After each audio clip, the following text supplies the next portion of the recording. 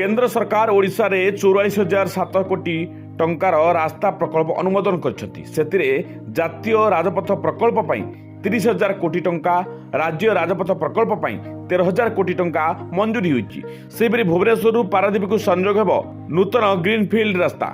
राज्य में थिबा जातीय राजपथ एवं राज्य राजपथर उन्नतीकरण एवं प्रस्तावित नूतन प्रकल्प को सड़क परिवहन और राजमार्ग मंत्रालय पक्षर यह अनुमोदन मिली। पूर्त आईन और अबकारी मंत्री पृथ्वीराज हरिचंदन केंद्र सड़क और परिवर्तन मंत्री नितिन गडकरी नुआदिल्ली में साक्षात्कार कर राज्य में थिबा विभिन्न रास्ता प्रकल्प विषय आलोचना कर एने मंत्री श्री हरिचंदन कहते जे 2025-26 आर्थिक वर्ष राज्य में 5टी जातीय राजपथ प्रकल्प 5टी राज्य राजपथ और सीआईआईएफ प्रकल्प मोट 44,771 कोटी टंकार अनुमोदन मिली।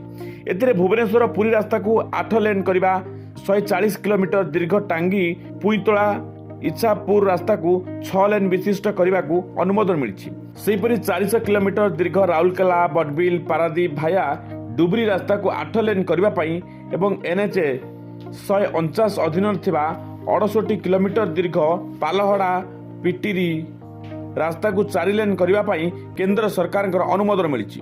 अन्य पक्षे 2025 नवेम्बर 7 रु 10 तारिख पर्यंत भुवनेश्वर अनुष्ठित इंडियन रोड कांग्रेस अवसर में सड़क परिवहन और राज्य मार्ग मंत्रालय मंत्री प्रतिश्रुति मुताबक 1500 कोटी टंका सीआरआईएफ योजना अधीन अनुमोदन मिली।